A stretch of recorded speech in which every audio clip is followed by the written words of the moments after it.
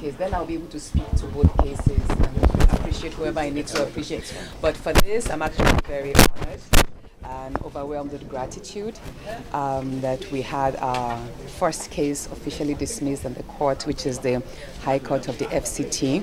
And then we'll be heading over to the Federal High Court, whereby we'll hope that the second federal government is officially dismissed. So I'm actually so grateful and excited. Even though I wasn't feeling too well, but I have this surge of energy. So thank you all so much. We'll head for the second. All right, we'll meet you there.